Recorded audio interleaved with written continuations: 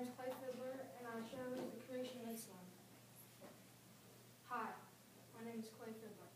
I'm 13 years old and I have type 1 diabetes. Type 1 diabetes is also known as juvenile diabetes and insulin-dependent diabetes.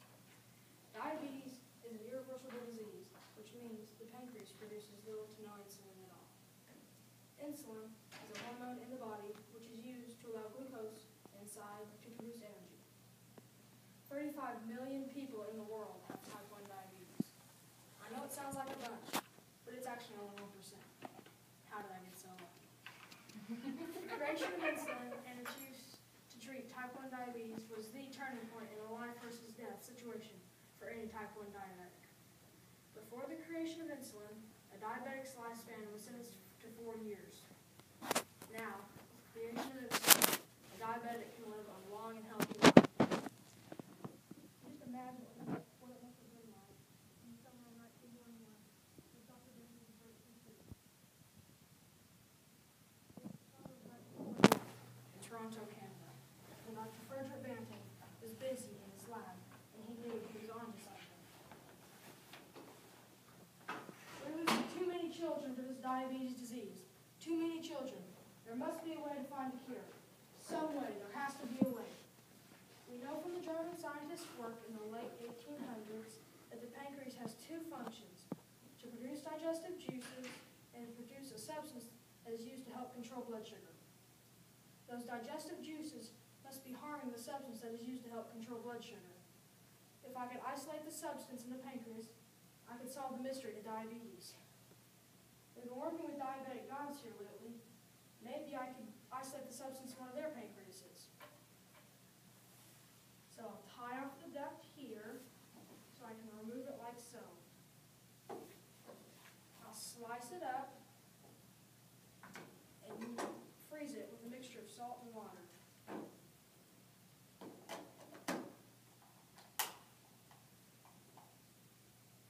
Time's up.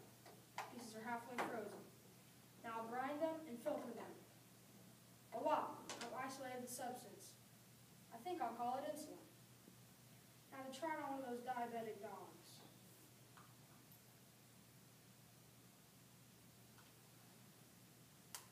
$50 milligrams should be enough. That's all right, fella. It's only going to hurt a little bit.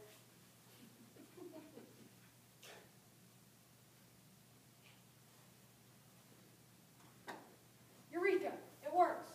He's all better. But will it work on humans?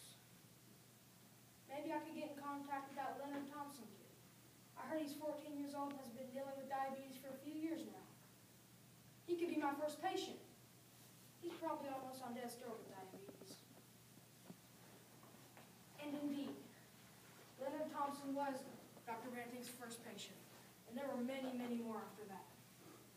Hundreds of humans, in fact, were tested over the next few years, and by 1923, Dr. Frederick Banting had won the Nobel Prize in medicine. And Lilly Pharmaceuticals had created enough insulin to supply the whole North American continent. Now, if you've been wondering what has happened since today to help cure type 1 diabetes, let's find out. Hi, I'm Dr. Adam Moss, an endocrinologist, aka diabetes doctor.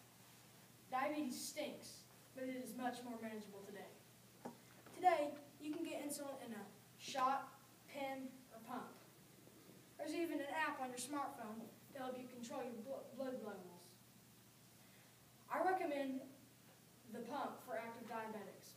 It allows them to eat more freely. It's called the Omnipod. It's the latest technology in insulin delivery. To use it, you simply start by checking your blood sugar like this.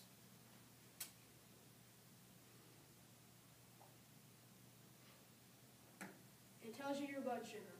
You wear a pump right here that holds 3 days' worth of insulin.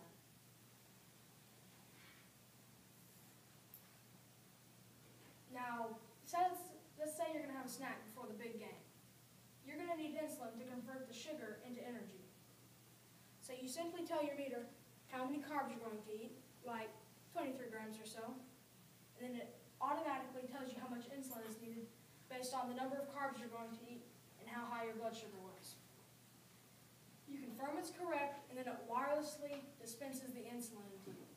Presto. Now you can go on to more important things, like those free throws. Wish I had a cure for that.